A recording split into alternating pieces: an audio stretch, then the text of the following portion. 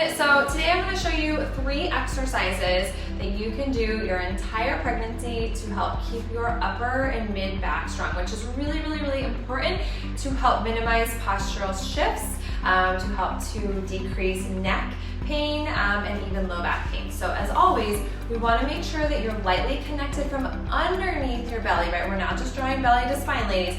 It's lightly connecting from underneath and lifting and growing tall. Okay, so when we're standing, we want to really think about using this mid back, like think bra line and a little up there, and really lift, okay? So when we do these first ones, and I'm going to use just 3-pound weights today, and honestly, don't knock the light weights because the light weights can really help you to make sure you're connected correctly. If we just go right to the heavy weights all the time and all you're feeling is tension up in your neck, that could actually be exacerbating neck and back issues, okay? So I want you to stand tall, and you might, if you're in your 3rd trimester especially, you might want to take your legs a little bit wider. So we're lifting up lightly through the deep core. We've always got to have that light deep core connection on. Then we're going to soften our knees and send our booty back. So you want to be using your butt on this, ladies, so we do not go into our low back. Give your baby a nice little hug from underneath, and then we're going to do tricep kickbacks here, okay? So with these, I want your elbows like right at your side. You're going to do a little bend and press. I don't want your arms way up here. I see too much of this, and that's all into your neck, okay? So gently wrap those shoulders back and together, but do not jam them. Extend those arms back, squeeze those triceps, and just release a little bit. Exhale. Connect lightly from the pelvic floor underneath your belly and press.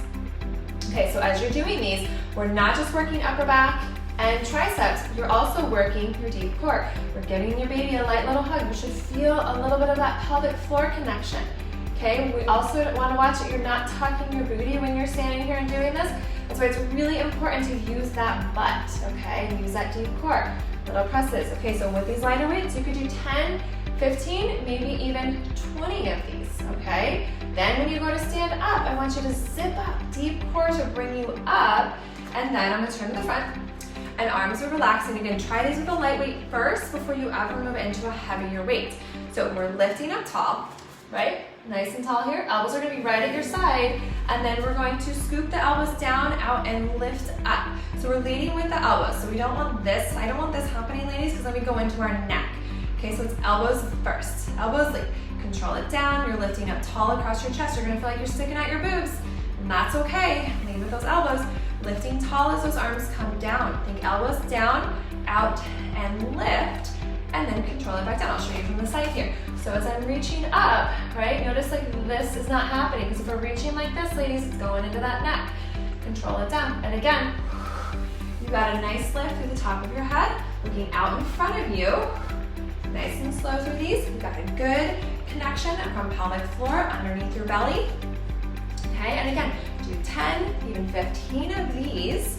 Good, give yourself a little break, and I'm gonna show you the 3rd one. So we're gonna go back into that first position, but notice I didn't have you stack those exercises just because I wanna make sure that you're not staying in this position too long for risking going into that low back, because it is absolutely possible to do this position during all of pregnancy without any stress or anything on the low back, but it really comes down to making sure the pelvis isn't tucked. We're feeling stretching, spreading, but connection on the underside of the glutes, and we have that lower belly connection, okay? So this next one, and again, if you're in your 3rd trimester, you might want to take those legs like shoulder width wide to give yourself more space. We're gonna lifting tall. We're always working on being connected, always, always, always. And then we're connecting here. We're gonna hinge forward as far as it feels comfortable for your body here, and you can stabilize. And then with these light weights, our arms like soft bend, and we're gonna reach out and up. So we're getting a good mid-back connection. Think about that bra line working, okay? And you can experiment with these, like take your arms a little bit back more by your hips, okay?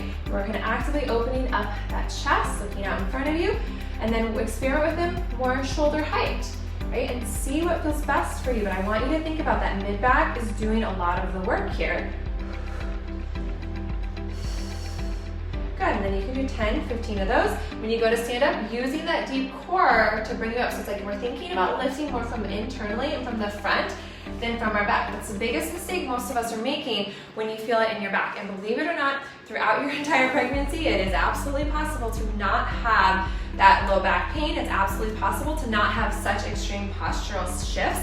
But a lot of it comes back to really being aware of how we're carrying our body, being aware of those postural shifts that are starting to take place, and they can dramatically be minimized. And part of that is to work on strengthening and keeping our mid-back strong so that we're minimizing this roundedness. And part of it, obviously doing these exercises can be very effective, but also during your day, a little added bonus from all this is just how you sit and how you stand can be very powerful. So when you're lifting tall, you want to think of this mid-back, that's helping to support your neck and also your head versus your neck trying to hold your head on straight all day long. It really should be coming from that mid-back. And so we feel this like opening up across our chest, and I know a lot of you are gonna be like, but Erica, my boobs have gotten so big and heavy, and yes, they do, but I can't stress enough how to just really do the best that you can, right? We have to start with where we are today and just bringing awareness into how you're carrying your body, how you're sitting, maybe even set yourself a little reminder, because that can be very powerful.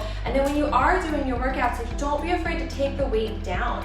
I do it all the time with clients. Sometimes we work doing lighter weights, and sometimes we'll do a little bit heavier. Sometimes it depends on how they feel. Like, listen to your body. If you're feeling more tired one day, don't try to go really hard or really heavy for your workouts, because I'm a firm believer that you should always feel better after a workout than when you started. Like, that is some of my best advice I can give all of you. If you have any other questions, please don't hesitate to reach out. You can find so much more about my methods and what I teach at knockedupfitness.com. Thanks for tuning in, ladies.